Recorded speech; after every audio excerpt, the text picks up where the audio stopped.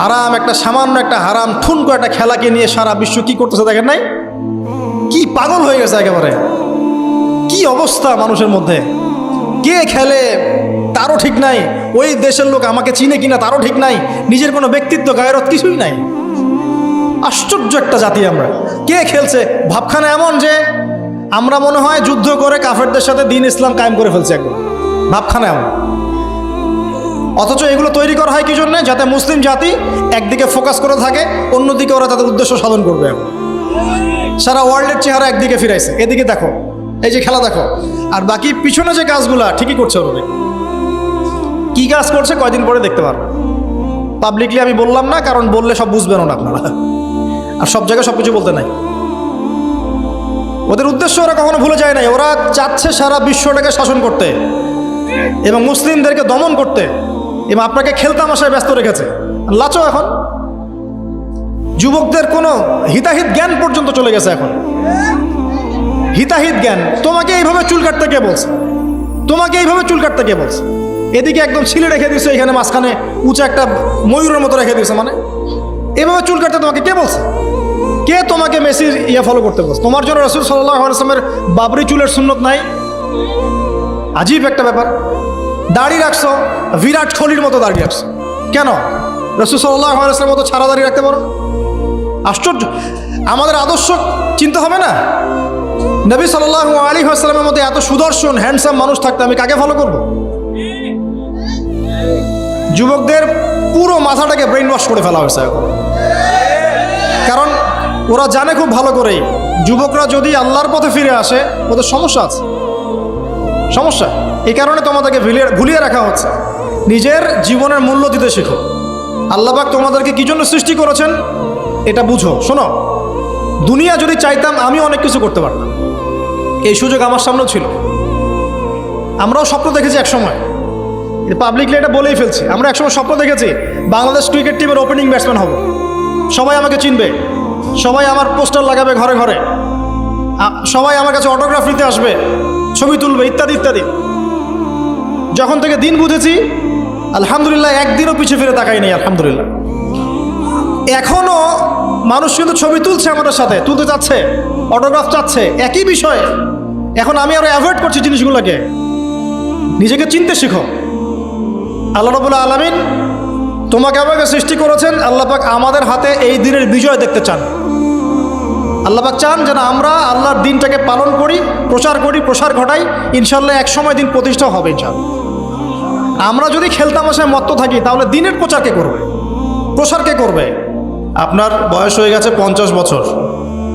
যদি আজকে রাত্রে একটু সততার সাথে ঠান্ডা মাথায় চিন্তা করেন যে 50 বছরের মধ্যে কত সময় আপনি অযথাই নষ্ট করেছেন, আমি চ্যালেঞ্জ করলাম আপনি পাবেন মিনিমাম 10 থেকে 20 বছর সময় নষ্ট করে ফেলেছেন।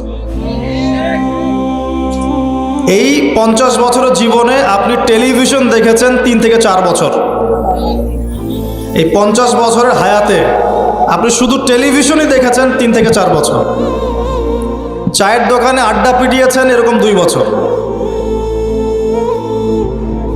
বন্ধুদেরকে নিয়ে গল্প করেছেন, বাইক নিয়ে ঘুরেছেন, এখানে ওখানে আড্ডা পিটিয়েছেন অহেতুক আরো 2 বছর।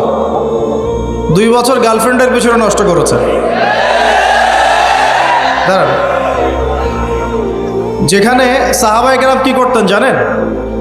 খাবার খাওয়ার সময় সাহাবায়ে কেরাম রাদিয়াল্লাহু আনহুম খেয়াল রাখতেন কোন খাবারগুলো খেলে সময় কম লাগবে। তারা এমন খাবার খেতেন যে খাবার খেলে সময় কম লাগবে, তাড়াতাড়ি খাওয়া যাবে, তাড়াতাড়ি ইবাদত করা যাবে। আর এই যে ফেসবুক ইউটিউবিংয়ের যে যুগ আসছে, এতে করে দেখবেন যে একদিনের মধ্যে 24 ঘন্টা যদি দিন হয় তার মধ্যে মিনিমাম 5 থেকে 6 ঘন্টা অনলাইন খেয়ে ফেলছে অহেতুক, কোনো কাজ নাই, এমনি স্ক্রলিং। কে কি বলল, কে কি করলো, কে কাকে কি বলল, কে কার বিরুদ্ধে কি করলো, মজা। আমরা আসলে কিছু মনে করবেন না, আমরা জাতিগতভাবে অনেকটা ফ্যান্টাসি প্রিয় জাতি আর কি। ফ্যান্টাসি খুব ভালো লাগে, কনস্ট্রাকটিভ কাজ নাই। কনস্ট্রাকটিভ কাজ কি জানেন? বিগত 100 বছরে তারা সারা বিশ্বের প্রত্যেকটা বড় বড় সেক্টরের নিয়ন্ত্রণ নিয়ে নিয়েছে। এটা কনস্ট্রাকটিভ কাজ।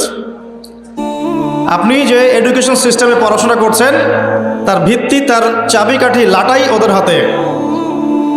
আপনি যে তথ্য প্রযুক্তিগুলো ব্যবহার করছেন না, এগুলোর সুতা, লাটাই ওদের হাতে। সারা বিশ্বের যে ফাইন্যান্সগুলো আছে, বড় বড় ফাইন্যান্স, এই ফাইন্যান্সগুলোর লাটাই ওদের হাতে। সারা বিশ্বের যে বড় বড় ব্যাংকিং সিস্টেমগুলো দেখেন, আর ব্যাংকিং সিস্টেমগুলোর ভবিষ্যৎ ভালো না, যারা ইকোনমিক্স জানেন তারা বুঝবেন। এদের লাটাই ওদের হাতে। পুরো ওয়ার্ল্ডের জিওপলিটিক্সের লাটাই ওদের হাতে। এই কাজগুলো ওরা কনস্ট্রাকটিভলি করেছে, সময় নষ্ট করে নাই বিগত 100 বছরে। আপনাকে আমি ইতিহাস পড়তে বারবারই বলি, আরও একবার রিকোয়েস্ট করছি, বেশি না, 1914 সাল থেকে শুরু করে, প্রথম বিশ্বযুদ্ধ থেকে শুরু করে এই 2022 সাল পর্যন্ত ওয়ার্ল্ডের হিস্ট্রিটা একটু পড়ে দেখবেন, কিভাবে বিশ্ব আজকে এই অবস্থায় এসেছে। দেখবেন আমরা জিতিনি, বরং আমরা হেরে গেছি। আমরা এমন জাতি ছিলাম না। আমরা কেমন জাতি ছিলাম একটু দেখাচ্ছি। মুসলিম জাতির অবস্থা এমন ছিল যে মদিনার এই ইকোটা কমিয়ে দাও তো, খেজুরের যে ছাদ, খেজুর গাছের পাতার তৈরি ছাদ আর মাটির মসজিদে বসে মদিনা থেকে ওমর রাদিয়াল্লাহু আনহু, আবু বকর সিদ্দিক, উসমান রাদিয়াল্লাহু আনহু, আলী ইবনে আবি তালেব, 4 খলিফা, তাদের কথাই বলছি। ওই খেজুর গাছের মসজিদের মধ্যে বসে তারা অর্ধেক বিশ্ব শাসন করেছে। আমাদের অবস্থা এমন ছিল। আমাদের অবস্থা কেমন ছিল? এমন ছিল। অবস্থা দেখেন, আমাদের পরিবারগুলো এত সুন্দর ছিল যে পুরো পরিবারের মধ্যে তালিম, কোরআন, হাফেজ কোরআন, পরিবারের মধ্যে আলেম, মুফতি, মুহাদ্দিস দিয়ে ভর্তি ছিল।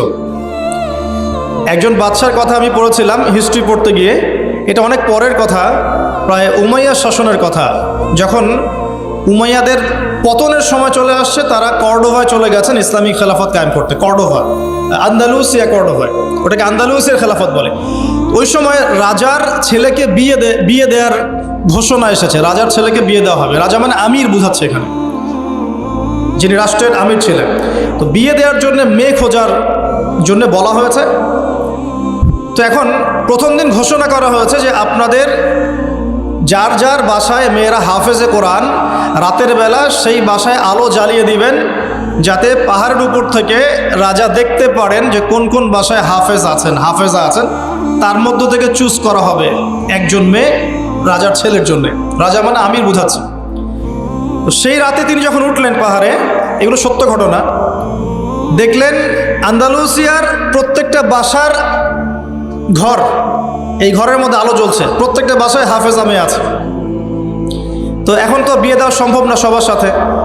পরের দিন আবার ঘোষণা আসলো যে এই হাফেজা মেয়েদের মধ্যে যারা তাফসির করতে পারে, কোরআনের মুফাসসির, হাফেজ মুফাসসির কিন্তু এক জিনিস না। হাফেজ মানে আপনি মুখস্থ করেছেন কোরআন, মুফাসসির মানে আপনি কোরআন একদম ব্যাখ্যা বিশ্লেষণ সহ আপনি অনুবাদ করতে পারেন, তাফসির করতে পারেন। তো পরের দিনও দেখা গেল সেম চিত্র, সবার ঘরে ঘরে আলো জ্বলছে। মেয়েদের কথা বলছি, মেয়ে খুঁজে বেড়াচ্ছে বিয়ে দেওয়ার জন্য। তারপরে আবার ঘোষণা আসলো যারা তাফসির করার সাথে সাথে মুহাদ্দিসা, মানে হাদিস মুখস্থ আছে, 10,000, 1,000, 20,000, 1,000, 2,000 এরকম করে যত হাদিস মুখস্থ আছে মুহাদ্দিসা, তাদের ঘরে আলো জ্বলবে। তখন দেখা গেল যে আলো একটু কমে আসছে আর কি, কথা বুঝতে পারছেন?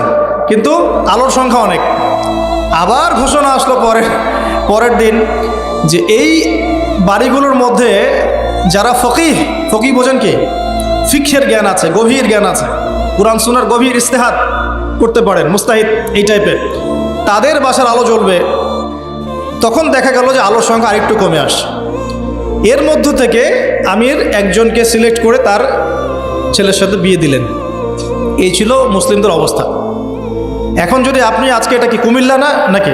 কুমিল্লা, এই কুমিল্লার তিতাসের কোনো একটা উপরের জায়গায় চলে যান, টাওয়ারে যান, গিয়ে বলেন যে আমাদের এই পুরো গ্রামের মধ্যে বা এই জায়গার মধ্যে আমি আমার ছেলের জন্য মেয়ে খুঁজতেছি। তো যেই মেয়েগুলো হাফেজে কোরআন, তাদের বাসায় আলো জ্বালিয়ে দিবে। উপর থেকে দেখেন কতগুলো আলো জ্বলবে, অবশ্যই জ্বলবে, একটাও না এমন না, জ্বলবে। কিন্তু যদি আরও বড় চ্যালেঞ্জ দেন যে হাফেজার সাথে সাথে কারা তাফসির করতে পারে, কারা মুহাদ্দিসা খাস পর্দা মেনে চলে তাদের বাসায় আলো জ্বালাবে, দেখবেন আলোর সংখ্যা খুব কমে আসবে। এটা বাস্তবতা। দুঃখের সাথে জানাতে হয় আমরা এমন অনেক হাফেজে কোরআনকেও চিনি ব্যক্তিগতভাবে, যারা কোরআন হেফজ করার পরেও অল্প সময়ের মধ্যেই ভুলে গেছে, এবং হাফেজে কোরআন হওয়ার পরেও কোরআনের 10টা-20টা সূরার তাফসীর তারা করতে পারছে না, 10টা-20টা আয়াতের অনুবাদ তারা বলতে পারছে না, এমনও মানুষ কিন্তু আছে। ঠিক আছে, তো আমাদের অবস্থা কিন্তু এমন ছিল না। আমরা এই বিশ্বকে নেতৃত্ব দিয়েছি এক সময়, সুদীর্ঘ প্রায় 1250 বছর। কত বছর? যে জাতি তার শেকড় চিনে না, যে জাতি তার ইতিহাস জানে না, তাদেরকে তো মোটিভেটেড করা খুব সহজ, ডিমোটিভেটেড করা সহজ। আমাদের তরুণ প্রজন্ম এখন ওয়ার্ল্ড কাপের হিস্ট্রি জানে, এই ব্রাজিল আর্জেন্টিনার হিস্ট্রি জানে, মেসি নেইমারের হিস্ট্রি জানে। দাঁড়ান, এগুলোর প্রয়োজন নাই, এটা কোনো প্রয়োজন নেই। আমাদের তরুণ প্রজন্ম এদের হিস্ট্রি জানে, নায়ক নায়িকাদের হিস্ট্রি জানে, গায়ক গায়িকার হিস্ট্রি জানে। ওই যে পতিতা, যেটা আধুনিক পতিতা আর কি, যেটা সরাসরি পতিতা ভিত্তিতে জড়িত না থাকলেও মানুষকে উৎসাহিত করে, উদ্বুদ্ধ করে, অশ্লীলতার ফেরিওয়ালা, তাদের হিস্ট্রি জানে। বলিউড হলিউডের হিস্ট্রি জানে। আমাদের তরুণ প্রজন্ম সব জানে এগুলো, cricket, football, everything, Bollywood Hollywood, বিশ্বকাপ আসলে তো কথাই নাই। কিন্তু আমাদের তরুণ প্রজন্ম আমাদের শেকড় জানে না। কয়জন তরুণ জানে যে আমরা এমন একটা জাতি ছিলাম যারা সারা বিশ্বকে নেতৃত্ব দিয়েছি? নেতৃত্ব দেওয়া ডিফারেন্ট জিনিস, মানে সারা বিশ্বের কোনো কিছুই আমাদের পারমিশন ছাড়া হতো না, এমন একটা অবস্থা ছিল। বিশ্বের কোনো জায়গায় কোনো মুসলিমকে আঘাত করবে, অন্যায়ভাবে তাকে মেরে ফেলবে বা টর্চার করবে, এই সাহস কারো ছিল না। এমন যুগ ছিল। মুসলিম পুরুষের কথা বাদ দেন, মুসলিম কোনো নারীর দিকে চোখ তুলে তাকাবে বা তার ইজ্জত হরণ করবে এমন ক্ষমতাও কারো ছিল না। এটাকে রূপকথার গল্প মনে হচ্ছে না এখন? বিগত 100 বছরে এই পরিস্থিতি দেখে মনে হচ্ছে এমনও কি সময় ছিল?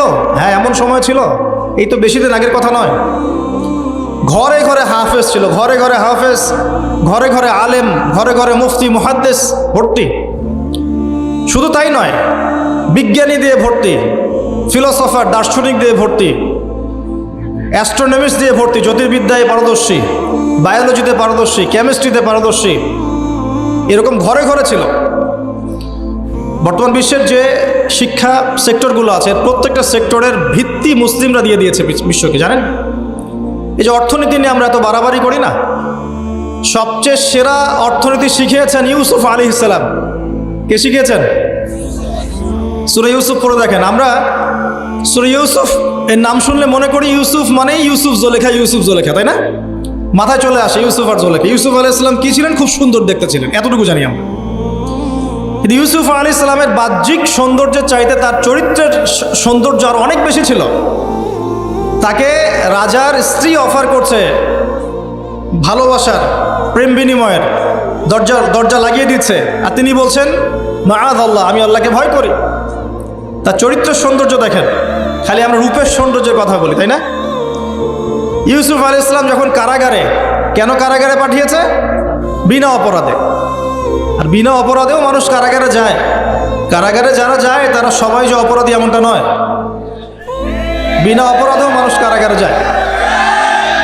দাঁড়ান, ইউসুফ আলাইহিস সালাম কেন গেলেন? তাকে অপবাদ দেওয়া হয়েছে, জেনার অপবাদ, নাউজুবিল্লাহ। 1 দিন 2 দিন না, 7 দিন 10 দিন না, 12টা বছর তিনি কারাগারে। কত বছর? 12 বছর। ওই 12 বছরের মধ্যে তিনি, একটা ঘটনা ঘটেছে, 2 জন কয়েদি এসেছে। কয়জন? নতুন কয়েদি। একজন বলছে যে আমি স্বপ্ন দেখলাম যে আমার মাথার মধ্যে রুটি রাখা হয়েছে, রুটি, এই রুটি এসে পাখি খেয়ে নিচ্ছে। আরেকজন স্বপ্ন দেখলো যে সে রাজাকে শরাব পান করাচ্ছে।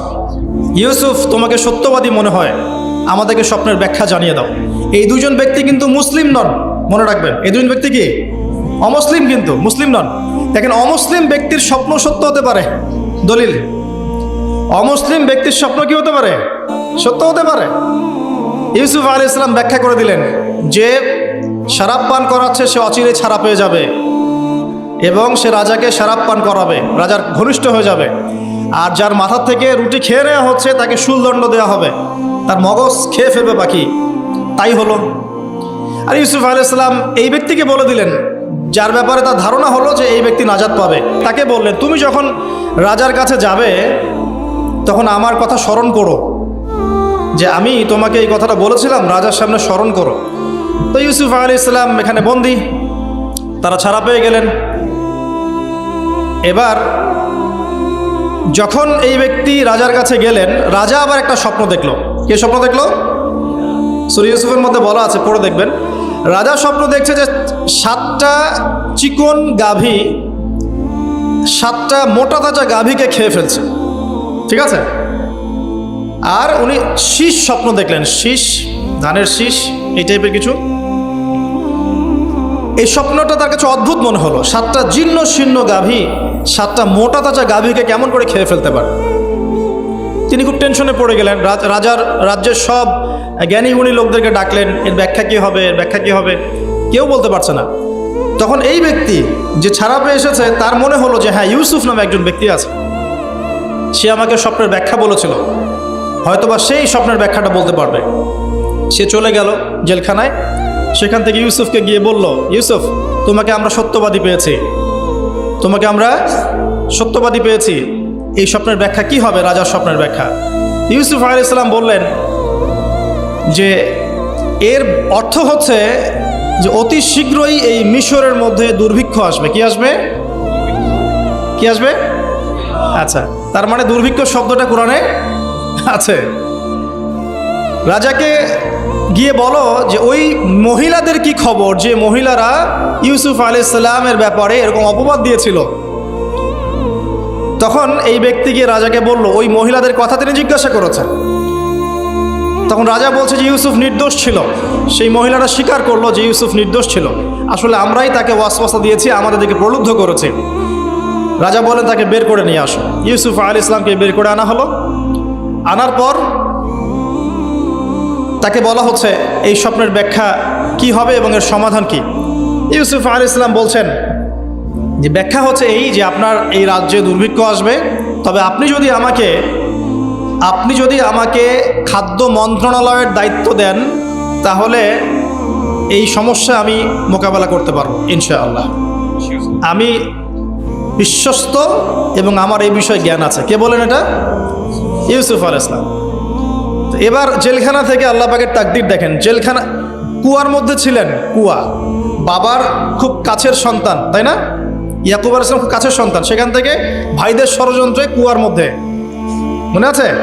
কুয়া থেকে মিশরের বাজারে ওখানে বিক্রি করে দেওয়া হলো, ওখান থেকে রাজপ্রাসাদে, ঠিক আছে, রাজপ্রাসাদে বড় হচ্ছেন। এরপর এই যে মেয়েদের ঘটনা, তারপর জেনার মিথ্যা অপবাদ, 12 বছর কারাগারে। তারপর সেখান থেকে আল্লাহ রাব্বুল আলামিন বের করে নিয়ে আসলেন কোথায়? মিশরের খাদ্যমন্ত্রী।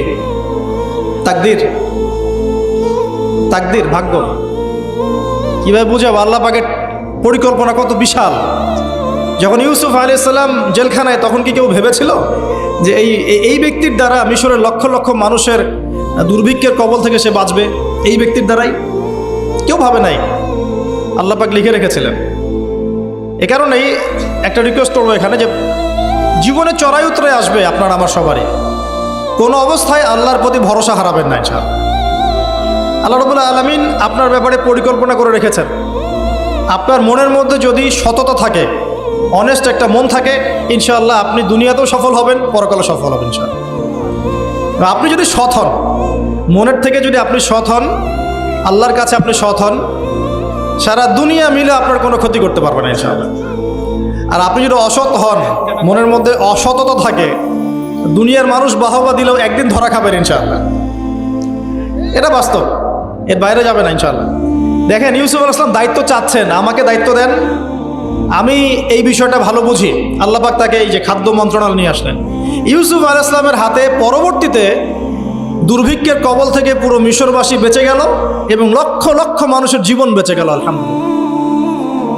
তাহলে অর্থনীতির মূল মন্ত্র শিক্ষা পেলাম না? কোরআনে আছে না? এখনো সামনে আমরা এই শব্দগুলো শুনতে পারছি না? সমাধান পেতে হলে কোরআনে আসতে হবে। যদি সমাধান পেতে চান কোরআনে আসতে হবে, যদি না আসেন এটা আপনার ইখতিয়ার, পরবর্তীতে এর ফলাফল আমাদেরকে ভোগ করতে হবে। আল্লাহ পাক আমাদের সবাইকে কোরআন এবং সুন্নাহ মাফিক জীবন গড়ার তৌফিক দান করুন। একটা খালি পয়েন্ট বললাম, দেখেন ইকোনমিক্সের দুরবস্থা দূর করারও ফর্মুলা কোরআনে পাওয়া গেছে। আগেকার মুসলিমদের অবস্থা বলছি, জ্যোতির্বিজ্ঞান নিয়ে অনেক কথা হয় না, এই গ্রহে নাসাই পাঠাচ্ছে সেই পাঠাচ্ছে, ভালো করে পড়ে দেখবেন জ্যোতির্বিজ্ঞানের মূল নীতিগুলো সূত্রগুলো দিয়েছে মুসলিমরা। মেডিকেল সায়েন্স নিয়ে অনেক কথা হয়, মেডিকেল সায়েন্স এগিয়ে যাচ্ছে, মেডিকেল সায়েন্সের মূল নীতিগুলো দিয়েছে মুসলিমরা। এই যে কেমিস্ট্রি তোমরা পড়ো পর্যায় সারণে, মূলনীতি দিয়েছে মুসলিমরা। এই যে আমরা যে ল্যাপটপ চালাই, ইন্টারনেট চালাই, হ্যাঁ ডিজিটাল যত কিছু চালাই, এর জন্য প্রয়োজন হচ্ছে অ্যালগরিদম। কিসের অ্যালগরিদম? এই অ্যালগরিদম আবিষ্কার করেছে মুসলিমরা। এই অ্যালগরিদম যদি মুসলিমরা আবিষ্কার না করতো, আপনি ল্যাপটপ চালাতে পারতেন না, কিছুই করতে পারতেন না। এর বেস দিয়েছে কে? মুসলিমরা। এই যে ম্যাথামেটিক্স নিয়ে এত ফকর করি, ম্যাথামেটিক্স, তাই না? এর বেইজও মুসলিমদের থেকে এসেছে। আপনারা কি জাবর ইবনে হাইয়ানের নাম শুনেছেন? আচ্ছা বাদ দেন তার কথা। আপনারা কি ইমাম রাজির নাম শুনেছেন? আচ্ছা, ফিলোসফি দর্শন এর মূলনীতি দিয়েছেন তিনি। অনেক ইবনে সিনার নাম শুনেছেন? চিকিৎসা বিজ্ঞান পুরো ভিত্তি দিয়েছেন তিনি। আর এই যে পলিটিক্যাল সিস্টেম যেটা আমরা ওয়ার্ল্ড পলিটিক্স যেটা আমরা বলি, এর ভিত্তি দিয়েছেন কে জানেন? উমর ইবনুল খাত্তাব রাদিয়াল্লাহু আনহু। কে দিয়েছেন? এই যে প্রশাসনিক ডিপার্টমেন্ট, এই মন্ত্রণালয় সেই মন্ত্রণালয়, এটা স্টার্ট করেছিলেন কে জানেন? সর্বপ্রথম উমর রাদিয়াল্লাহু আনহু। আমরা অনেকে জানি না। আমি এটাই বলছিলাম আপনাদেরকে যে যে জাতি তার শেকড় চিনে না, তাকে ডিমোটিভেটেড করা খুব সহজ। আমরা যদি হিস্ট্রি পড়া শুরু করি, ইতিহাস পড়ি, কোরআন সুন্নাহর পাশাপাশি আমরা দেখব বিশ্বের প্রত্যেকটা বড় বড় সেক্টরের মূল নীতি স্থাপন করে গেছে কারা? মুসলিমরা। তাহলে এখন কেন আমরা এই জায়গায় আসলাম? কি কারণ? আমি একটু কারণটা বলি আপনাদেরকে। মন খারাপ করছেন কি? নিজেদের চেহারাটা আয়নায় দেখতে হয়। যদি আমরা আমাদের চেহারা আয়নায় দেখার সৎসাহস না থাকে, তাহলে উন্নতি করবো কিভাবে? নাকি প্রশংসা থাকবে? আমরাও সেই জাতি, আমরা বীরের জাতি। সারা বিশ্বে বীরত্বের সাথে লড়াই করে ইসলাম প্রতিষ্ঠা করেছে কারা? আমরাই। এই যে ভারতবর্ষে ইসলাম পাচ্ছেন, ভারতবর্ষে ইসলাম ঢুকেছে একটা ঘটনাকে কেন্দ্র করে। কি ঘটনা? একজন মুসলিম নারীর ইজ্জতের উপর হামলা চালিয়েছিল একজন লম্পট রাজা। এই ঘটনাকে কেন্দ্র করে বিন কাসিম, এই যে ঘোরসাওয়ার, অল্প কিছু সৈন্য নিয়ে আক্রমণ করেছিলেন ভারতবর্ষ। এই যে বিজয়, এখান থেকে শুরু হলো ইসলাম। তারও আগে চিটাগাং আছেন, চিটাগাং চট্টগ্রাম, এই চিটাগাং রোড দিয়ে, এই পোর্ট দিয়ে আরবরা বাণিজ্য করত। ওই দিক দিয়ে ইসলাম ঢুকেছে একদিক দিয়ে। আবার সুফি পীর মাশায়েখরা ছিলেন, তারা এখানে ইসলাম প্রচার করেছেন। তিনভাবে ইসলাম ঢুকেছে উপমহাদেশে। ইসলাম পেতেন না এগুলো। দেখুন কেন হলো এই অবস্থা? বিকজ ওই সময়ে একটা মুসলিম পরিবারের মধ্যে কোরআনের হাফেজ থাকতো। পাওয়া যায় এখন সব পরিবারে? রেয়ার। আমরা মনে করি যার ব্রেন সবচেয়ে খারাপ ওকে হাফেজি মাদ্রাসা দেওয়া লাগবে, আর যার ব্রেন খুব ভালো ওকে আমরা দিব ইঞ্জিনিয়ারিং, ডক্টর। আমরা শিক্ষাটাকে ভাগ করে ফেলেছি। একটা হচ্ছে দুনিয়ার শিক্ষা, একটা হলো আখেরাতের শিক্ষা, তাই না? অথচ শিক্ষা তাকেই বলে যে আমার দুনিয়াও দিবে আখেরাতও দিবে, এর নাম শিক্ষা। আর এই শিক্ষা কোথায় আছে? কোরআন সুন্নাহয় নাই। কোরআন সুন্নাহ শেখার পরে যদি আমি ডক্টর হই, ইঞ্জিনিয়ার হই, কোনো সমস্যা আছে? কোনো সমস্যা নাই। আমরা এটাকে ভাগ করে ফেলেছি। আমরা অর্থনীতিও ভাগ করে ফেলেছি। মসজিদে আমি পাক্কা মুসল্লি, দেখবেন মসজিদে মাশাআল্লাহ পাক্কা মুসল্লি, নামাজে পড়তে পড়তে একদম সেজদার দাগ পড়ে গেছে। যেই ব্যবসা করতে গেল মাপে কম, যেই ব্যবসা করতে গেল দেখবেন যে মজুদদারি, যেই ব্যবসা করতে গেল ওই যে স্টক করতেছে অন্যায়ভাবে, কৃত্রিম সংকট তৈরি করতেছে। যেই চাকরি করতে গেল ঘুষ, যেই আপনার ডিল করতে যাচ্ছে ইকোনমিক সেক্টরে সুদ। তো অর্থনৈতিক জীবনটাকে আলাদা করে ফেললাম। ওইটা দুনিয়ার জীবন, এটা হচ্ছে আমার পরকালের জীবন। ভাবখানে এমন আর কি। আমাদের আকীদা চেঞ্জ করতে হবে তো। অর্থনৈতিক জীবন কি ইসলাম থেকে আলাদা নাকি? আপনি 5 ওয়াক্ত নামাজ পড়ছেন আলহামদুলিল্লাহ, এখন যদি সুদ খান তাহলে কি পার পাবেন? তাহলে অর্থনীতি ইসলামের সাথে সম্পৃক্ত না। সহজ কথাটা বোঝাতে পারি না। ইভেন আমরা যদি অন্যদের সাথে ডিল করতে চাই বিশ্বে, তখনও ইসলাম ফলো করতে হবে, আদাবের সমস্যা আছে। এমন তন্ত্রমন্ত্র মতবাদের চর্চাও করা যাবে না যে মতবাদগুলো কোরআন সুন্নাহর সরাসরি বিরোধী। করা যাবে? করা যাবে না। তো আমাদের জীবনটা পরিপূর্ণটাই ইসলাম, পূর্ণাঙ্গটাই ইসলাম, এখানে আংশিকতা সুযোগ নাই। আল্লাহ এই কথাটা বোঝার তৌফিক দান করুন।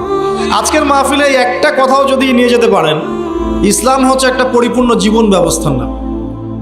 এখানে আপনি সব পাবেন এবং সব পালন করতে আপনাকে বলাও হয়েছে। আল্লাহ পাক কোথায় বলেছেন? আমি দলিল দিচ্ছি, 1 নম্বর দলিল দিচ্ছি যে ইসলাম পরিপূর্ণ জীবন ব্যবস্থা। কোথায় আছে? সূরা মাইদা 3 নম্বর আয়াত। কত নম্বর? সূরা মাইদা 3 নম্বর। আল্লাহ পাক বলছেন, বিসমিল্লাহির রহমানির রহিম, আল্লাহ বলছেন, আল ইয়াউমা আকমালতু লাকুম দীনাকুম ওয়া আতমামতু আলাইকুম নি'মাতি ওয়া রাদিতু লাকুমুল ইসলাম দীনান। আল্লাহ বলছেন, কে বলছেন? আল্লাহ পাক বলছেন, আমি তোমাদের জন্য দ্বীন ইসলামকে পরিপূর্ণ করে দিলাম। কি করে দিলাম? পরিপূর্ণ মানে কি? যেখানে সবকিছু নাই, তাই না? পরিপূর্ণ মানে কি? যেখানে সবকিছু আছে। তার মানে জীবনের প্রতিটা বিষয়ের হেদায়েত কোথায় আছে? ইসলামে আছে। ওয়া আতমামতু আলাইকুম নি'মাতি, তোমাদের উপর আমার নিয়ামতকে পূর্ণতা দিলাম। ওয়া রাদিতু লাকুমুল ইসলাম দীনান, তোমাদের উপর দ্বীন ইসলামকে মনোনীত করে আমি আল্লাহ সন্তুষ্ট হয়ে গেলাম। সুবহানাল্লাহ। তো দ্বীন পরিপূর্ণ না? তার মানে ইসলাম পরিপূর্ণ কি না? এখন এই ইসলাম আল্লাহর কাছে একমাত্র দিন, অন্য করে দিন চলবে? এটা যে একমাত্র দিন, তার দলিল কোথায়? দলিল আছে সূরা আলী ইমরানের 19 নম্বর আয়াতে। কত নম্বর? আলী ইমরান 19 নম্বর। আল্লাহ পাক বলছেন, ইন্নাদ দীনা ইনদাল্লাহিল ইসলাম, জেনে রাখো হে মানুষ, নিশ্চয়ই আল্লাহর কাছে একমাত্র গ্রহণযোগ্য দিন, তার নাম কি? ইসলাম। আল্লাহ পাক এই সূরার মধ্যে আবার বলছেন যে ইসলাম ছাড়া অন্য দিন পালন করলে কবুল হবে কিনা, আল্লাহই বলছেন। সেটা কোথায়? 85 নম্বর আয়াত। কত নম্বর আয়াত? 85। আল্লাহ পাক বলছেন যে ওয়ামাই ইয়াবতাগি গায়রাল ইসলামি দীনান ফালা ইউকবাল মিন, যদি কেউ ইসলাম ছাড়া অন্য কোনো দিন তালাশ করে, কশ্চিন কালেও তার কাছ থেকে কবুল করা হবে না। তার 3টা দলিল পেলেন। 1, আল্লাহর কাছে মনোনীত দিন কি? ইসলাম। এই ইসলাম পরিপূর্ণ কিনা? অবশ্যই পরিপূর্ণ। দলিল সূরা মাইদার আয়াত নাম্বার 3। আর এই ইসলাম বাদ দিয়ে অন্য দিন চলবে কিনা? উত্তর না। দলিল সূরা আলী ইমরানের 85। এখন আপনার আমার দায়িত্ব কি, সেটা আল্লাহ বলছে সূরা বাকারায়। কোন সূরায়? সূরা বাকারায়। কোরআনের একটা আয়াত কিন্তু আরেকটা আয়াতের সাথে লিঙ্ক আপ হবে। এই মিলানোর যোগ্যতা আপনাকে তৈরি করতে হবে। মানে আমি বুঝাই একভাবে, এই যে আকাশের তারাগুলো দেখেন, আমরা সাধারণ চোখে যেটা দেখি সেটা হলো এটা তারাই, জাস্ট তারা, সুন্দর লাগে, তাই না? আসলে ব্যাপারটা এমন না। আসলে ব্যাপারটা হচ্ছে এই প্রত্যেকটা তারার সাথে অন্য তারার একটা জটিল এবং সূক্ষ্ম গাণিতিক একটা মিল আছে। যদি আপনি আমার সাথে কখনো তারা দেখতে আসতে পারেন, আমি দেখাবো ইনশাআল্লাহ। আকাশের তারা দেখা শিখতে হবে। দেখে মনে হয় যে খুব সুন্দর। আল্লাহ পাক সূরা মুলকের মধ্যে বলছেন, সূরা মুলক রাত্রেবেলা তেলাওয়াত করতে হয়, রাতে তারা ওঠে না, ওই রাতেই আল্লাহ বলছে সূরা মুলক তেলাওয়াত করতে। কি মিল আছে দেখছেন? রাতে আকাশে তারা উঠে, আর আল্লাহ পাক রাতের বেলায় সূরা মুলক তেলাওয়াত করতে বলছেন। আর সূরা মুলকের মধ্যে আল্লাহ বলছেন যে আকাশের দিকে তাকাও, তাকিয়ে দেখো আল্লাহর এই সৃষ্টির মধ্যে কোনো খুঁত পাও কিনা, তোমার দৃষ্টি বারবার ব্যর্থ হয়ে ফিরে আসবে, কোনো ত্রুটি পাবে না। সুবহানাল্লাহ। এই তারাগুলোর মধ্যে জটিল একটা সূক্ষ্ম গাণিতিক মিল আছে। এক মিলিমিটার বা 1 সেন্টিমিটার মিলিমিটার যদি একটা থেকে দূরে সরে যায় বা কাছে চলে আসে, মহাবিশ্ব ধ্বংস হয়ে যাবে। জানেন? বুঝাচ্ছি। এই যে পৃথিবী আর চাঁদের একটা দূরত্ব আছে না, এই দূরত্ব যদি একটু এগিয়ে আসে, চাঁদ যদি একটু কাছাকাছি চলে আসে বা পৃথিবী একটু কাছে চলে আসে, তাহলে এই পৃথিবীর বেশিরভাগ জায়গা সমুদ্রের পানি দিয়ে ডুবে যাবে। বুঝলেন না মনে হয়? আচ্ছা, বোঝার দরকার নাই, পরে বুঝেন, শুনে রাখেন আজকে। আবার যদি চাঁদ একটু দূরে চলে যায়, তাহলে সমুদ্রের পানি অনেক শুকিয়ে যাবে, থাকবে না পানি। সূর্য যদি একটু কাছে চলে আসে, এক হাত যদি কাছে চলে আসে খালি, তাহলে পৃথিবীর অনেক বড় একটা অংশ মরুভূমি হয়ে যাবে। আর যদি সূর্য 1 হাত দূরে চলে যায়, তাহলে পৃথিবীর অনেক বড় একটা অংশ বরফে ঢেকে যাবে। একদম সূক্ষ্ম মিল আছে, সূক্ষ্ম গাণিতিক তত্ত্ব আছে। এমনি এটা আল্লাহ পাক সৃষ্টি করেন নাই তো। তারার কথা বলছিলাম কেন? তারাগুলো একটার সাথে মিলালে আপনি পথ খুঁজে পাবেন। ঠিক একইভাবে কোরআনের একটা আয়াত অন্য আয়াতের সাথে মিলাতে পারলে আপনি হেদায়েত খুঁজে পাবেন। আপনাকে মিলিয়ে দেখাচ্ছিলাম। আল্লাহ বলছেন সূরা আলী ইমরান 19 নম্বর আয়াত, দ্বীন ইসলাম আল্লাহর কাছে একমাত্র দিন। এই ইসলাম পরিপূর্ণ কিনা? আল্লাহ সূরা মাইদা 3-এ বলছেন হ্যাঁ পরিপূর্ণ। এই ইসলাম ছাড়া অন্য দিন চলবে কিনা? আবার আলী ইমরানের 85-তে গিয়ে বলছেন চলবে না।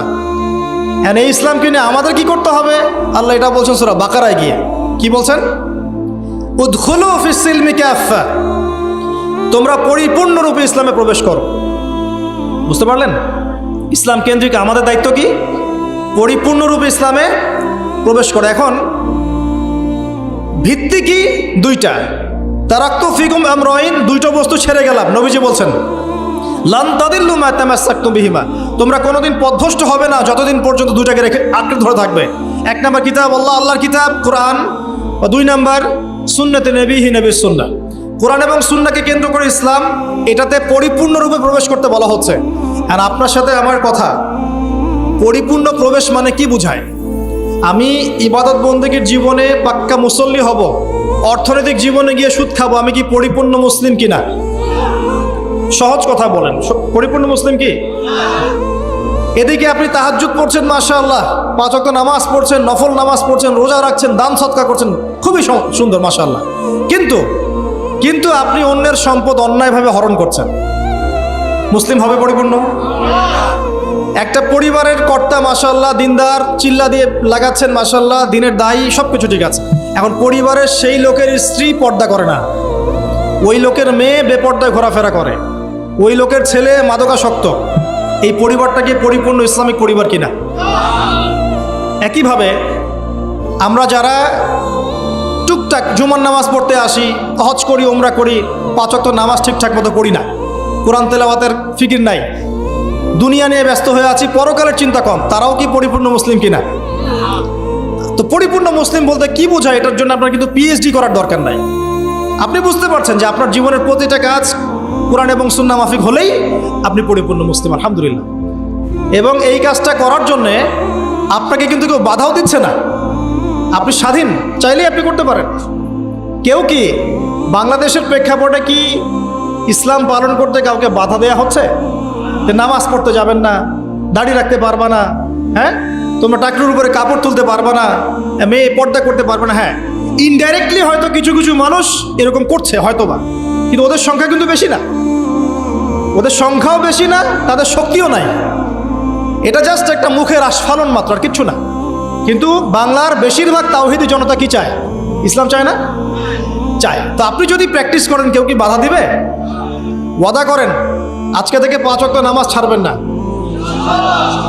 বেহুদা অহেতুক কোনো ফাহেসা কাজে সময় নষ্ট করবেন না, নিজের গায়ের মধ্যে সুন্নত নিয়ে চলে আসবেন, পারবেন না ইনশাল্লাহ?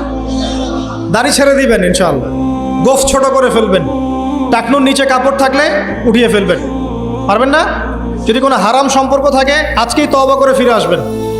ফিরে আসার সময় আবার বললেন না যে আজকে শেষ কথা, তোমার সাথে আর কথা হবে না, এই কাজ করতে যায় না, তাহলে এই শেষ কথা আর শেষ হবে না, একদম ডিলেট, সাথে সাথে ডিলেট। যদি সুযোগ থাকে, অর্থনৈতিক সামর্থ্য আছে, পরিবারে গিয়ে বলবেন বা মেয়ের পরিবারে প্রস্তাব পাঠাবেন, যদি বিয়ে করার সুযোগ থাকে বিয়ে করে ফেলবেন।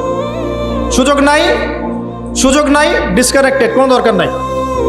এই নেক্সট শুরুতে ধোকা খাবেন না, এটা নেক্সট শুরুতে ধোকা। যখন একটা মানুষ জেনায় লিপ্ত থাকে তখন তার দোয়া আল্লাহ পর্যন্ত পৌঁছায় না তো, আর জেনা ছেড়ে দিলে পরে আপনার দোয়া ডাইরেক্ট আল্লাহর কাছে পৌঁছাবে ইনশাআল্লাহ।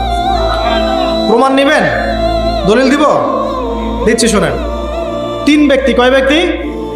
3 ব্যক্তি চলছে পথ, হঠাৎ ঝড় এসেছে, একটা গুহার মধ্যে ঢুকেছে, গুহার মুখ বন্ধ হয়ে গেছে, একদম বন্ধ, বের হওয়ার কোনো জায়গা নেই। এটা সত্য ঘটনা, রাসূল সাল্লাল্লাহু আলাইহি সাল্লাম বলেছেন। এখন তারা বলছেন তো বের হওয়ার তো কোনো অপশন নাই, কিভাবে বের হবো আমরা? একজন বলছে তাহলে একটা কাজ করি, চলো আমাদের নেক আমলের ওসিলা করে আল্লাহর কাছে দোয়া করি। কিসের ওসিলা? আমরা এই যে দোয়া করার জন্য হুজুর ডাকি, তাই না? আসেন 40টা, এই যে 1 বছরই 3 দিন 7 দিন করি না, নিজের দোয়া নিজে করা শেখেন। আপনার কি চাওয়া সেটাকে আমি বুঝতে পারবো নাকি? এরকম একটা ঘটনা আছে, হুজুরকে ডেকেছে দোয়া করতে, হুজুর পুরো দোয়াটাই 1 বচনে করেছে, আল্লাহ আমাকে হেদায়েত দাও, আমাকে রিজিক দাও, আমাকে হেফাজত করো। আর মুসল্লি সব বলছে আমিন আমিন আমিন। দিন শেষে লাভ কার হলো? হুজুরের। জিলাপিও আমি পেলাম, দোয়া আমার কবুল হলো, সবই তো আমার হলো, এবং শেষে হাদিয়াওটা আমি পেলাম। এটা তো আপনাকে করতে হবে। তো এই 3 ব্যক্তি দোয়া করছে নিজের নেক আমলের ওসিলা দিয়ে দোয়া করলে দোয়া কবুল হয়। এখানে কি বলে দিব কোন কোন ক্ষেত্রে দোয়া করলে দোয়া কবুল হয়? শোনেন, আগে হালাল খাইতে হবে দোয়া কবুল হলে। দোয়া কবুল হওয়াতে হলে আগে হালাল খেতে হবে, হারাম খেলে দোয়া কবুল হবে না। আর আমরা এখন সুদের যুগে বাস করি না, সবাই সুদখোর হয়ে যাচ্ছে দিন দিন। আর সুদ যে এখন এত সূক্ষ্ম, আমি ইনশাল্লাহ আপনাদেরকে কোনো একটা পরিবেশে যেখানে আমি এডুকেটেড শ্রেণীর মানুষ পাবো ইনশাল্লাহ, সেখানে আমি শুধু অর্থনীতি নিয়ে কথা বলবো ইনশাল্লাহ। এখানে আপনি বুঝতে পারবেন যে কত সূক্ষ্ম সুদ চলছে এখন, কত সূক্ষ্ম। এই যে ইলেকট্রনিক মানিগুলো আমরা ইউজ করছি না, এর মধ্যেও সুদ আছে, বুঝবেন না। একটা রাষ্ট্রকে তারা বাদ রাখে না সুদখোর বানাতে।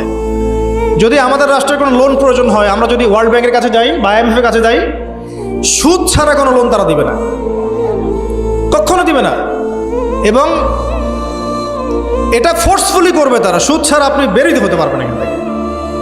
তো পরে আসি ওইদিকে, আমি ওইদিকে যাচ্ছি না। দোয়া কবুল করাতে হলে আপনাকে আগে হালাল রিজিক সার্চ করতে হবে, 1 নাম্বার। 2 নাম্বার, তাওহীদ চর্চা করতে হবে। শিরকের পাপে লিপ্ত থাকলে দোয়া কবুল হওয়া ডিফিকাল্ট। এবং সুন্নতের চর্চা করবে, বেদাতি আমল করলে দোয়া কবুল হওয়া ডিফিকাল্ট আছে। এর পাশাপাশি আমি কিছু অপশন বলে দিই। যখন দেখুন বৃষ্টি হচ্ছে, তখন দোয়া করবেন, দোয়া কবুল হবে ইনশাআল্লাহ। দোয়া করার আগে একবার বলবেন আলহামদুলিল্লাহ, কমপক্ষে একবার বলবেন আলহামদুলিল্লাহ রাব্বিল আলামিন, একবার কমপক্ষে। মানে প্রথমে আল্লাহর প্রশংসা করবেন, তারপর একবার দরুদ পড়বেন আল্লাহুম্মা সাল্লি আলা মুহাম্মাদ ওয়া সাল্লিম, তারপর হাত তুলে দোয়া শুরু করবেন। বৃষ্টি পড়ছে, দোয়া শুরু করে দেন, দোয়া কবুল হবে ইনশাআল্লাহ। আজান দিয়েছে, আজান এবং একামতের মাঝখানের সময়টা আছে, এই সময়টা কাজে লাগান, দোয়া কবুল হবে ইনশাআল্লাহ। নামাজে দাঁড়িয়েছেন, সেজদায় গিয়েছেন, সেজদায় দোয়া করেন, দোয়া কবুল হবে ইনশাআল্লাহ। প্রশ্ন করে অনেকে যে ভাই সেজদায় কি বাংলায় দোয়া করা যাবে? হ্যাঁ যাবে, যদি আপনার নামাজটা নফল নামাজ হয়। কোন নামাজ হয়? ফরজ নামাজে করবেন না, নফল নামাজে করতে পারেন ইনশাআল্লাহ। সেজদায় বান্দা আল্লাহর সবচেয়ে কাছাকাছি থাকে, এই সময়ে বেশি বেশি দোয়া করতে রাসূল সাল্লাল্লাহু আলাইহি ওয়াসাল্লাম তাগিদ দিয়েছেন।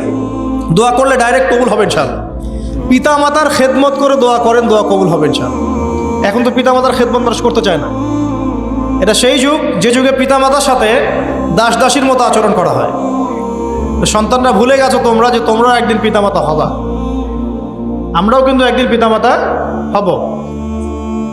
যারা বিয়ে শাদী করেছে, সন্তান সন্ততি হয়েছে, তারা জানে এই যে প্রসব বেদনার একটা সেকেন্ড, 1 সেকেন্ড বা 1 মিনিট প্রসব যে বেদনা মায়ের হয়, এর ঋণ আমরা সারা জীবনে শোধ করতে পারবো না। পারবেন? এ কারণে মায়ের পায়ের নিচ জান্নাতের কথা বলা আছে। মাদের সম্মান আল্লাহর কাছে অনেক বেশি, মেয়েদের সম্মান অনেক বেশি। এই নারীবাদী ফ্যামিলিস্টরা যা বুঝিয়েছে, ইসলাম এমন নয়। তো ইসলাম এমন নয়, ইসলামে মেয়ের মর্যাদা সবচেয়ে উপরে। একজন নারীর, মনে করেন আপনি বাসায় আছেন, কেউ যদি বাইরে থেকে ফুটা দিয়ে বাসার ভিতরে দেখে, কথা বুঝতে পারছেন? আপনার জন্য হালাল ওই ব্যক্তির চোখের মধ্যে এরকম শিক ঢুকিয়ে দেওয়া, এটা হালাল আপনার জন্য, করতে পারেন আপনি, কিচ্ছু করেন না। আল্লাহর আইনে আপনি কোনো অপরাধী নন। যদি আপনি ঘরের ভিতরে থাকেন, কেউ বাইরে থেকে এরকম করে ফুটা দিয়ে দেখছে, মনে করেন আপনার বাসার মেয়েকে বা আপনার বাসার বোনকে, মাকে, আপনি যদি চোখের মধ্যে একটা শিক ঢুকিয়ে দেন, আপনার কোনো পাপ হবে না আল্লাহর কাছে। এটা হাদিস আছে, জায়েজ। যদিও বা এটা আইন হাতে তুলে নেওয়া হয়ে যাচ্ছে অন্য সেক্টরে, কিন্তু আল্লাহর কাছে আপনি কিছু করেন নাই। মেয়েদের এমন মর্যাদা দেওয়া হয়েছে, সেই মেয়েদেরকে আমরা এখন কি করেছি? কাপড় চোপড় সব কমিয়ে কমিয়ে বেপর্দা করে রাস্তায় নামিয়ে দিয়েছে। যদি একটা মানুষ নিজের সম্মান না বোঝে, তাকে সম্মান কেউ দিতে পারে? নিজেকে চিনতে শিখুন। আমাদের সম্মান আল্লাহর কাছে অনেক বেশি। এটা বলছিলাম প্রিয় ভাইরা, মায়ের পায়ের নিচে আল্লাহ পাক সন্তানের বেহেশতের কথা বলেছেন। মা বোনদেরকে 4টা কাজ করতে বলো, অনলি 4টা কাজ। 5 ওয়াক্ত নামাজ যদি ঠিকমতো পড়তে পারে, 1 নাম্বার। 2, রমজান মাসে রোজা রাখে। 3 নাম্বার, পর্দা ঠিকঠাক মতো করে। আর 4 নাম্বার, স্বামীর আনুগত্য করে। ইনশাআল্লাহ জান্নাতের যে কোনো দরজা দিয়ে ইচ্ছা প্রবেশ করতে পারবে। এখানে স্বামীর আনুগত্যের কথা বলেছি, স্বামীর দাসত্বের কথা বলি নাই। আনুগত্য দাসত্ব এক জিনিস না। আনুগত্য মানে কি? আনুগত্য মানে আপনি স্বামীর যে কোনো ভালো কাজে আপনি তাকে সায় দিবেন, আনুগত্য। নামাজ পড়তে বলেছে, নামাজ পড়তে হবে। পর্দা করতে বলেছে, আপনি পর্দা করবেন। বেপর্দায় যাবেন, আপনি যাবেন না। এটা আনুগত্য। দাসত্ব কি? দাসত্ব হচ্ছে যে সে ভালো মন্দ যাই বলুক আপনি শুনছেন, এটা দাসত্ব। এটা করবেন না।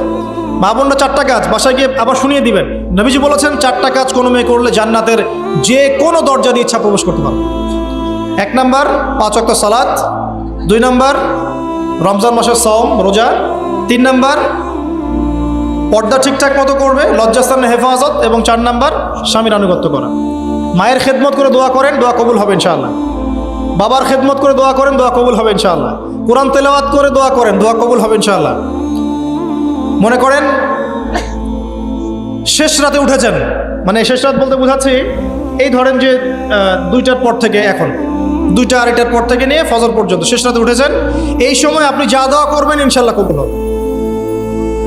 হ্যাঁ, বলতে বাধ্য হচ্ছি, এখনকার তরুণ সমাজ ওই 2টা 2:30টার দিকে ওই যে কার কার খেলা থাকে, ওই খেলাগুলো দেখার জন্য ওঠে, তাহাজ্জুদ পড়ার জন্য উঠতে পারে না।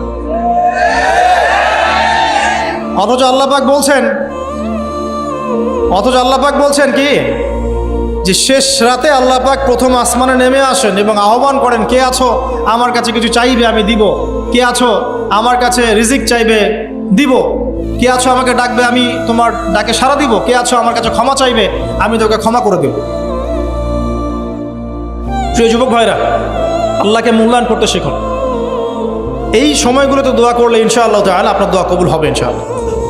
সবচেয়ে ইম্পর্টেন্ট হচ্ছে এটা, যেটা আমরা প্রত্যেক দিন পড়ি, প্রায় 17 রাকাত নামাজ পড়ি আমরা, ফরজ নামাজ, শুধু ফরজ নামাজের কথাই বলছি। এখানে আপনি 34টা সেজদা করেন, 17 রাকাত ফরজ, 34টা সেজদা করেন। প্রত্যেক সেজদায় যদি একটা করে দোয়া করতে পারেন ইনশাআল্লাহ আল্লাহ আপনার দোয়া কবুল করবেন। দোয়া কবুল করার কিছু জায়গা বলে দিলাম, বেশি বেশি দোয়া করতে হবে। আমরা উম্মার অবস্থাগুলোকে বুঝতে শিখব। এখানে এই 3 ব্যক্তি, এটা বলে আমি শেষের দিকে যাচ্ছি, একটু ধৈর্য ধরেন। এই 3 ব্যক্তি পড়ে গেছে গুহার মধ্যে। আমি বলছিলাম জেনা ছেড়ে দিলে তোমার দোয়া আল্লাহ পাক ডাইরেক্ট কবুল করবে ইনশাআল্লাহ। কিভাবে? এই দলিল দিচ্ছিলাম যে তারা বলছে আমাদের তো আমাদের নেক আমল যা আছে এটা দিয়ে দোয়া করতে হবে, কোনো অপশন তো নাই বের হওয়ার। একজন বলছে যে আল্লাহ, আমি আমার পিতামাতার খেদমত করতাম, মাকে দুধ পান না করিয়ে কখনো দুধ পান করি নাই, আল্লাহ এই কাজটা যদি তোমার কাছে ভালো লেগে থাকে আজকে আমাকে এই বিপদ থেকে উদ্ধার করো। এই দোয়া করার সাথে সাথেই এই গুহা থেকে পাথরটা একটু সরে গেল এভাবে। আর জড়বস্তু আল্লাহ পাকের হুকুম মানে, আল্লাহ পাকের হুকুম মানে না খালি 2টা শ্রেণীর মানুষ, এক হচ্ছে মানুষ আর একটা জিন জাতি। এই পুরো প্রকৃতি আল্লাহ পাকের হুকুম মেনে চলে। আর জড় বলতে আসলে কিছু নাই, যদি আমি বোঝানোর জন্য জড় বলেছি, আল্লাহ পাকের হুকুমে সব কিছু জীবন্ত। এই যে মাটিতে আমরা বসে আছি না এখন, এই মাটি কিয়ামতের মাঠে সাক্ষী দিবে যে এখানে মাহফিল হয়েছিল। হ্যাঁ, ওইখানে বসে তুমি টিকটক করেছো, লেকচার শুনো নাই ভালো করে। একটা মাহফিলে যাচ্ছিলাম, দেখলাম যে এখন স্টেজে উঠি নাই, ওই সুযোগে দেখলাম যুব সমাজ রাস্তার পাশে দাঁড়িয়ে সিগারেট খাচ্ছে, ব্রেক নিচ্ছে আর কি, চা সিগারেটের ব্রেক। হুজুর আসলে আলোচনা শুনবো। এখানে এসে যদি আমরা মানে কোরআন সুন্নাহর বাইরে কোনো কাজ করি, এই মাটি আবার সাক্ষী দিবে। এটা দলিল কোথায় আছে? সূরা জিলজাল পড়ে দেখবেন। সূরা জিলজালের মধ্যে দলিল আছে যে আল্লাহ পাকের হুকুমে এই জমিন কথা বলবে ইনশাআল্লাহ, আল্লাহ পাক হুকুম করবে। জি, তো একটু সরে গেল ওই পাথর। তারপরের ব্যক্তি দোয়া করছে, আল্লাহ, আমার একজন কাজের লোক ছিল, সেই কাজের লোক কিছু টাকা পেত, টাকা না নিয়ে বেচারা চলে গেছে, আমি ওই টাকা দিয়ে কিছু পশু কিনেছি, এই পশুগুলো কিনে আমি পালন করেছি, অনেক দিন পর সেই ব্যক্তি এসেছে আমার টাকা দাও। তখন আমি বলেছিলাম যে এই যতগুলো পশু দেখছো সব তোমার। সেই লোক বলছে, আমার সাথে কি ঠাট্টা করছো? বলছে, না ঠাট্টা করছি না, তোমার টাকা দিয়ে আমি পশু কিনেছিলাম, এই প্রজনন হতে হতে হতে আজকে এতগুলো হয়েছে, সব তোমার, নিয়ে যাও। আল্লাহ, কলিজা দেখেন, আসলে দান করার জন্য কলিজা লাগে, টাকা লাগে না। আল্লাহর পথে দান করার জন্যে কলিজা লাগে, টাকা লাগে না। আর কিছু মনে করবেন না, আমি বিভিন্ন মাহফিলে যাচ্ছি, এই একটা কমন দৃশ্য দেখি এই কালেকশনের। আমার জানা নাই যে এভাবে নাম লিখিয়ে কোনো কালেকশন নবীর যুগ থেকে হয়েছে, আমার জানা নাই। বরং কতটুকু দিয়েছে এটা গোপন রাখলেই ভালো। কে দিয়েছে, কত দিয়েছে জানানোর তো কোনো দরকার নেই, দিয়েছে নিয়ে চলে আসবেন, শেষ। আমরা কাকে সন্তুষ্ট করার জন্য দেই? আল্লাহ জানলেই তো যথেষ্ট। কি দরকার জনগণ জানতেই হবে আমি 5,000 টাকা দিয়েছি? এতে আমার লাভটা কি? নেকি উল্টারও কমে গেল। উল্টা 7 শ্রেণীর মানুষ, একটা হাদিস আছে, 7 শ্রেণীর মানুষ কিয়ামতের মাঠে আরশের ছায়া পাবে। কিসের ছায়া পাবে? আরশের ছায়া, যে ছায়া ছাড়া কোনো ছায়া থাকবে না। ওর মধ্যে এক শ্রেণী হচ্ছে ওই ব্যক্তি যে এত গোপনে দান করে, তার বাম হাত জানে না ডান হাত কি দান করছে। এই ব্যক্তি আরশের ছায়া পাবে ইনশাআল্লাহ। তো দুনিয়া যদি উদ্দেশ্য থাকে, নাম প্রকাশ করা, জাহির করার উদ্দেশ্য থাকে, বা যদি এমন হয় যে এখানে লৌকিকতা উদ্দেশ্য থাকে, নেকি নষ্ট হয়ে যেতে পারে, সুযোগ আছে, চান্স আছে। তো এই ট্রেডিশনগুলো বন্ধ করলে মনে হয় ভালো হয়। এটা আমার পরামর্শ, বাকিটা বিবেচনা আপনাদের। আর এই ব্যক্তি বলছে আমি এই সব কিছু দান করে দিয়েছি। দেখেন, দান করতে কি লাগে? কলিজা লাগে, টাকা লাগে না কিন্তু। আসলে দান করতে কলিজা লাগে। অনেক রিক্সাওয়ালাকে দেখেছে আমরা, 100 টাকা দান করে দিল, মসজিদের জন্য দান চাচ্ছে, 100 টাকা দান করে দিল। আর অনেক দেখবেন বিত্তশালী, ঢাকা শহরে যাচ্ছি বনানী গুলশান দিয়ে, দান করতে চাইলে 2 টাকা দিচ্ছে, 5 টাকা দিচ্ছে। এমন হয় না? দান করতে কলিজা লাগে। আর একটা কথা মনে রাখবেন, আপনি যত দান করবেন আল্লাহ আপনাকে তত বেশি দিবেন। আল্লাহ পাকের খাজানা যে এত প্রচুর, আপনি দান করলে কমে যাবে এই চিন্তাই করবেন না কখন। তবে সবচেয়ে সেরা দান কোনটা জানেন? আপনার প্রয়োজন আছে এখন, এই প্রয়োজনের সময় দানটা হচ্ছে সেরা দান। এবং সবচেয়ে উত্তম খরচ কোনটা? সবচেয়ে উত্তম খরচ হচ্ছে আপনার পরিবারের পিছনে খরচ। আপনার পরিবারের পিছনে খরচটা আপনার সবচেয়ে শ্রেষ্ঠ খরচ। আর দান করে মধ্যম পন্থায়, এমন হবে না যে নিঃস্ব হয়ে গেলেন দান করে একদম, আবার এমন না যে কৃপণতা প্রদর্শন হচ্ছে, এমনও না। মধ্যম পন্থায় দান খয়রাত করবে ইনশাআল্লাহ। আর কিয়ামতের মাঠে মানুষ তার দানের ছায়ায় থাকবে ইনশাআল্লাহ। যে যত দান করবে ওই ছায়ার নিচে সে থাকবে। এই ব্যক্তি সব দান করে দিয়েছিল, যাও সব গরু ছাগল তোমার। তৃতীয় ব্যক্তি, পাথর সরে গেল একটু, তৃতীয় ব্যক্তি, যুবক তোমাকে বলছি ভাই, তৃতীয় ব্যক্তি আল্লাহর কাছে বলছে, আল্লাহ আমার একজন সুন্দরী চাচাতো বোন ছিল, আছে না তোমাদের কাজিন, এবং তাকে আমি খুব ভালোবাসতাম। ওই যে এখন বয়ফ্রেন্ড গার্লফ্রেন্ড ফ্রি মিক্সিং, যেটা খুব ভালোবাসতাম। তো তাকে আমি পেতে চাইতাম, তো আমি তাকে অফার করি।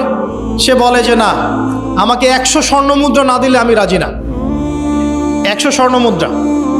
এই মেয়ের অবশ্য অনেক ডিমান্ড ছিল, তাহলে বোঝা গেল 100 স্বর্ণ মুদ্রা মানে অনেক। জানেন, এখন তো দেখা যায় 1500 টাকা 2000 টাকা দিয়ে মেয়ে তার ইজ্জত বিক্রি করে ফেলছে। 100 স্বর্ণ মুদ্রা, আর কাউকে কিছু দেওয়াই লাগে না, এমনি বিক্রি করে ফেলে। কত প্রশ্ন, কত যে প্রশ্ন আসে আমাদের কাছে যে ভাই বা হুজুর বা ভাইয়া ওস্তাদ, কত জীবনে এক পর্যায়ে ভুল করেছি, এরকম জেনায় লিপ্ত হয়ে গিয়েছিলাম, প্রেম করেছি ইত্যাদি, আমি কি করব, আমার কি ভালো হওয়ার রাস্তা আছে কিনা, বা আমি তওবা করে ফিরে আসছি, আমি কি এখন বিয়ে করতে পারবো কিনা। প্রশ্নের শেষ নাই। বেশিরভাগ প্রশ্ন এরকমই আসে এখন। আরেকটা বেশি প্রশ্ন আসে, ভাই ওস্তাদ হুজুর আমার স্বামী পরকীয়া আসক্ত, আমাকে দেখে না, এই হয় সেই, এইগুলো প্রশ্ন বেশি। পারিবারিক জেনা কেন্দ্রিক যত প্রশ্ন আসে, অন্য কোনো কেন্দ্রিক প্রশ্ন এত আসে না। মানে এই যুগটা কি হয়েছে, মানে মানুষকে জেনা উন্মুক্ত করে দিয়েছে একেবারে। একদম স্কুল লাইফ থেকে শুরু হবে বয়ফ্রেন্ড গার্লফ্রেন্ড ফ্রি মিক্সিং, এই বন্ধু পড়তে জেনা হয়ে যায়। কলেজ লাইফে গিয়ে আরও বড় জেনা। ইউনিভার্সিটিতে গেলে তো আর কোনো পাত্তাই নেই। ইউনিভার্সিটির খুব কম ছেলে পাবেন সিগারেট খায় না, ভিতরে। আমরা তো লজ্জা এগুলো বলি না, চোখ লজ্জায় বলি না। বেশিরভাগ পরিবারে চলছে এগুলো, কমন হয়ে গেছে। ফ্যাশন শোর নামে, বিউটি কন্টেস্টের নামে, এই সেই, মানে অশ্লীলতাকে প্রমোট করা হচ্ছে চতুর্দিক থেকে। রেপ ধর্ষণ দিন বাড়ছে আর বাড়ছে। বাচ্চা কাচ্চা, ছোট বাচ্চা মেয়ে পর্যন্ত রেহাই পাচ্ছে না। এই কয়দিন আগে একটা মেয়েকে কত পিস করে ভাসিয়ে দিয়েছে একেবারে, দেখেন নাই? কোথায় আছেন? সমাজটা কোথায় গেছে? আমরা ভালো মানুষের মুখোশ পরে বসে আছি। একটা মাহফিল করে কি সব হবে? কনস্ট্রাকটিভ কাজ করতে হবে। তারুণ্যের এই শক্তিটাকে আল্লাহর জমিনে দিনের প্রচার প্রসার প্রতিষ্ঠার কাছে ব্যয় করতে হবে। যতক্ষণ পর্যন্ত আমরা এরকম ভালো মানুষের লেবাস সেজে বসে থাকবো না, আমার ঘরেও ফেতনা ঢুকে আসবে, টের পাবেন না। যখন ফেতনা ছড়িয়ে পড়ে ওটাকে দমন করতে হয়। দমন না করলে ওইটা আমার ঘরেও ঢুকবে তো এক সময়। আমি একা ভালো থাকতে পারবো না তো। আরে দমন করার ক্ষমতা আল্লাহ পাক যাদেরকে দিয়েছেন তাদের উপর অবশ্য ওয়াজিব হয়ে গেছে এগুলো দমন করা। এখন তাদের উপর একটা ফরজ ওয়াজিব হয়ে গেছে দমন করা এগুলো, নাহলে আল্লাহ পাক কঠিন শাস্তির সম্মুখীন করবেন। একটা হাদিস বলে সামনে যাই, শেষ করে গুড়িয়ে নিচ্ছি। নবীজি বলছেন, একদিন ঘুম থেকে উঠে চোখ ঘষতে করছে, লা ইলাহা ইল্লাল্লাহ, আল্লাহ লা ইলাহা ইল্লাল্লাহ। তার স্ত্রী সামনে যায়নাব বিনতে জাহাশ রাদিয়াল্লাহু আনহা, তিনি বলছেন, ইয়া রাসূলুল্লাহ কি হয়েছে, সমস্যা কি? নবীজি বলছেন, ওয়াইলুল লিল আরব, আরবদের জন্য ধ্বংস, মিন শাররি কাদ ইখতারাব, কি ভয়ঙ্কর ফিতনা ধেয়ে আসছে। তখন তার স্ত্রী বলছেন, ইয়া রাসূলুল্লাহ আনুহলিকু ওয়া ফিনা সালিহুন, আমাদের মধ্যে সৎ মানুষ ভালো মানুষ থাকা অবস্থাতেও কি আমরা ধ্বংস হয়ে যাব? নবীজি বলছেন, বালা, অবশ্যই, নাম, হ্যাঁ অবশ্যই ধ্বংস হবে। ইযা কাসরাতুল খাবাস, যখন সমাজের মধ্যে অশ্লীলতাকে ছড়িয়ে পড়া হবে। যখন সমাজের মধ্যে অশ্লীলতা বেহায়াপনা ছড়িয়ে পড়বে, আলেম জালেম সব ধ্বংস হয়ে যাবে। এই সময় এখন আসে নাই? আসে নাই? হারাম একটা সামান্য একটা হারাম ঠুনকো একটা খেলাকে নিয়ে সারা বিশ্ব কি করতেছে দেখেন নাই? কি পাগল হয়ে গেছে একেবারে, কি অবস্থা মানুষের মধ্যে। কে খেলে তারও ঠিক নাই, ওই দেশের লোক আমাকে চিনে কিনা তারও ঠিক নাই, নিজের কোনো ব্যক্তিত্ব গায়রত কিছুই নাই। আশ্চর্য একটা জাতি আমরা। কে খেলছে? ভাবখানা এমন যে আমরা মনে হয় যুদ্ধ করে কাফেরদের সাথে দ্বীন ইসলাম কায়েম করে ফেলছে একদম, ভাবখানা এমন। অথচ এগুলো তৈরি করা হয় কি জন্য? যাতে মুসলিম জাতি একদিকে ফোকাস করে থাকে, অন্যদিকে ওরা তাদের উদ্দেশ্য সাধন করবে। সারা ওয়ার্ল্ডের চেহারা একদিকে ফিরাইছে, এদিকে দেখো, এই যে খেলা দেখো, আর বাকি পিছনে যে কাজগুলা ঠিকই করছে ওরা। কি কাজ করছে কয়দিন পরে দেখতে পারবো। পাবলিকলি আমি বললাম না, কারণ বললে সব বুঝবেন না আপনারা, আর সব জায়গায় সবকিছু বলতে নাই। ওদের উদ্দেশ্য ওরা কখনো ভুলে যায় নাই। ওরা চাচ্ছে সারা বিশ্বটাকে শাসন করতে এবং মুসলিমদেরকে দমন করতে, এবং আপনাকে খেলতামাশায় ব্যস্ত রেখেছে। লাচো এখন যুবকদের কোনো হিতাহিত জ্ঞান পর্যন্ত চলে গেছে এখন। হিতাহিত জ্ঞান, তোমাকে এইভাবে চুল কাটতে কে বলছে? তোমাকে এইভাবে চুল কাটতে কে বলছে? এদিকে একদম ছিলে রেখে দিচ্ছে, এখানে মাঝখানে উঁচা একটা ময়ূরের মতো রেখে দিচ্ছে। মানে এভাবে চুল কাটতে তোমাকে কে বলছে? কে তোমাকে মেসির ফলো করতে বলছে? তোমার জন্য রাসূল সাল্লাল্লাহু আলাইহি ওয়াসাল্লামের বাবরি চুলের সুন্নত নাই? আজীব একটা ব্যাপার। দাড়ি রাখছো, বিরাট কোহলির মতো দাড়ি রাখছো কেন? রাসূল সাল্লাল্লাহু আলাইহি ওয়াসাল্লামের মতো ছাড়া দাড়ি রাখতে পারো? আশ্চর্য। আমাদের আদর্শ চিন্তা হবে না? নবী সাল্লাল্লাহু আলাইহি ওয়াসাল্লামের মতো এত সুদর্শন হ্যান্ডসাম মানুষ থাকতে আমি কাকে ফলো করব? যুবকদের পুরো মাথাটাকে ব্রেইন ওয়াশ করে ফেলা হয়েছে এখন। কারণ ওরা জানে খুব ভালো করেই, যুবকরা যদি আল্লাহর পথে ফিরে আসে ওদের সমস্যা আছে, সমস্যা। এই কারণে তোমাদেরকে ভুলিয়ে রাখা হচ্ছে। নিজের জীবনের মূল্য দিতে শেখো। আল্লাহ পাক তোমাদেরকে কি জন্য সৃষ্টি করেছেন এটা বুঝো। শোনো, দুনিয়া যদি চাইতাম আমি অনেক কিছু করতে পারতাম, এই সুযোগ আমার সামনেও ছিল। আমরাও স্বপ্ন দেখেছি একসময়, পাবলিকলি এটা বলেই ফেলছি। আমরা একসময় স্বপ্ন দেখেছি বাংলাদেশ ক্রিকেট টিমের ওপেনিং ব্যাটসম্যান হব, সবাই আমাকে চিনবে, সবাই আমার পোস্টার লাগাবে ঘরে ঘরে, সবাই আমার কাছে অটোগ্রাফ নিতে আসবে, ছবি তুলবে, ইত্যাদি ইত্যাদি। যখন থেকে দিন বুঝেছি, আলহামদুলিল্লাহ, একদিনও পিছিয়ে ফিরে তাকাই নেই, আলহামদুলিল্লাহ। এখনো মানুষ কিন্তু ছবি তুলছে আমাদের সাথে, তুলতে চাচ্ছে, অটোগ্রাফ চাচ্ছে, একই বিষয়। এখন আমি আরো অ্যাভয়েড করছি জিনিসগুলোকে। নিজেকে চিনতে শিখো। আল্লাহ রাব্বুল আলামিন তোমাকে আমাকে সৃষ্টি করেছেন, আল্লাহ পাক আমাদের হাতে এই দিনের বিজয় দেখতে চান। আল্লাহ পাক চান যেন আমরা আল্লাহর দিনটাকে পালন করি, প্রসার ঘটাই। ইনশাল্লাহ এক সময় দিন প্রতিষ্ঠা হবে ইনশাল্লাহ। আমরা যদি খেলতামাশায় মত্ত থাকি তাহলে দিনের প্রচার কে করবে? প্রসার কে করবে? আর সব কি ওলামায়ে কেরামের দায়িত্ব? সাধারণ মানুষের কোনো দায়িত্ব নাই? সবাই এখন এই যে ডক্টর হতে চান, ইঞ্জিনিয়ার হতে চান, ভালো কথা, হন। এবং সবসময় দেখা যায় আলেম ওলামাদের সবার ভুল ধরার চেষ্টা করতে থাকেন। আপনি নিজে আলেম হচ্ছেন না কেন? তাহলে আপনি নিজে আলেম হন না কেন? নিজে একজন মুফতি হচ্ছেন না কেন? নিজে একজন মুহাদ্দিস হচ্ছেন না কেন? এতই যদি ভুল ধরতে পারেন অনলাইনে, আপনি নিজে একজন আলেম হয়ে দেখান না কেন? তারপর দুটো কথা বলেন জাতির সামনে, দেখেন মানুষ কীভাবে রিসিভ করে। কত সহজ এই কাজটা। নিজে কিছু করছেন না, সারাদিন মানুষের পিছনে লেগে আছে। দেখবেন কিছু মানুষ আছে এই মুসলিম সমাজের মধ্যেই, আমি তো লম্বা করে ফেলছি হয়তো বা, মুসলিম সমাজের মধ্যেই কিছু মানুষ ইসলামের লেবাস পোশাক পরেই আছে, কিন্তু এরা মুসলিমদেরকে ছোটোখাটো বিষয়ে ব্যস্ত রেখেছে। হাত বাঁধা, রফুলিয়া দেন, জোরে আমিন, পায়ে পা, কিছু কিছু সিলি বিষয়ের জন্য বলছি যে বড় বড় বিষয়গুলো বাদ দিয়ে ছোটোখাটো বিষয়গুলো কিনে উম্মাকে ইখতিলাফে ব্যস্ত রেখে দিয়েছে। ভাবখানে এমন যেন ইসলামের সব বিষয় প্রতিষ্ঠা হয়ে গেছে, এখন এই 4টা বিষয় বাকি আছে। ভাবখানে এমন, অথচ সারা ওয়ার্ল্ডের মধ্যে ইসলাম আস্তে আস্তে সংকুচিত হয়ে গেছে। আমরা কবে স্মার্ট হব? প্রিয় ভাইরা, মনে রাখবেন আমরা সবাই মিলেই মুসলিম জাতি। পলিটিক্যাল লিডার্স আছেন, প্রশাসনের লোক আছেন, আমাদের যুবক যুবতী, তরুণ তরুণী, সবাই মিলেই আমরা এই উম্মা জাতি। আমরা কেউ কারো শত্রু নই, কেউ কারো দুশ্মন। সবার মধ্যে ভালো কিছু পাবেন, ভালো নিয়ে নেন, খারাপটা ছেড়ে দেন। উম্মাকে ঐক্যবদ্ধ করার চেষ্টা করেন। এই ছোটোখাটো বিষয়গুলোকে ইখতিলাফ বন্ধ করেন, আল্লাহর ওয়াস্তে বন্ধ করেন। বড় বড় বিষয়গুলো দিকে ফোকাস করেন। তরুণদেরকে শিক্ষিত করেন, আদর্শ পরিবার করেন, শিক্ষা অর্জন করেন, জ্ঞান অর্জন করেন, বড় আলেম স্কলার হন, বিশ্বকে নেতৃত্ব দেন।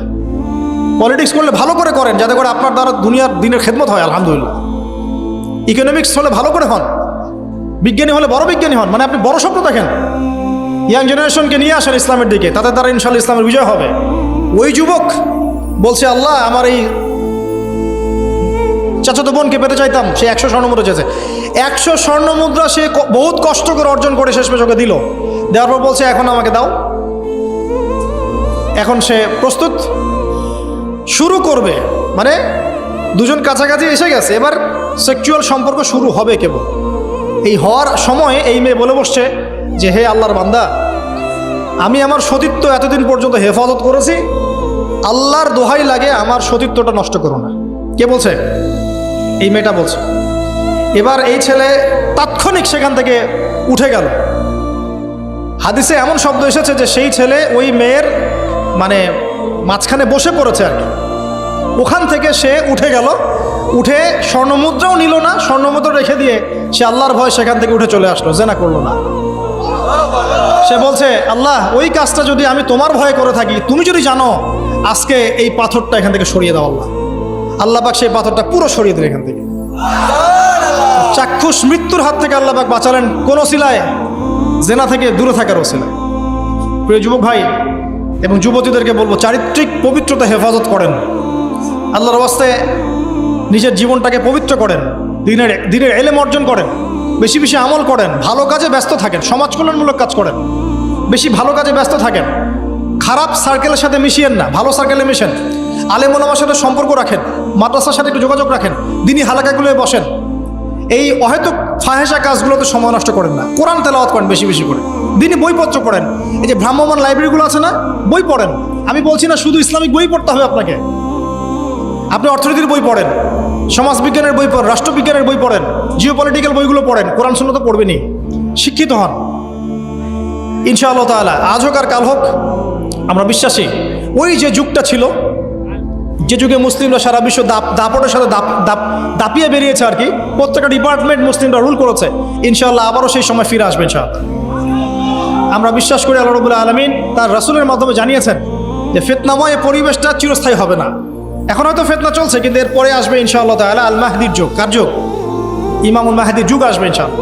তারপরে ঈসা ইবনে মারইয়ামকে আল্লাহ পাক পাঠাবেন এবং যত দুশমন আছে ইসলামের সবার সাথে সরাসরি ব্যাটল হবে। হাদিসে বলা আছে, কিছু করার নেই। এবং সেই যুদ্ধগুলোতে মুসলিমরা জিতবে ইনশাআল্লাহ।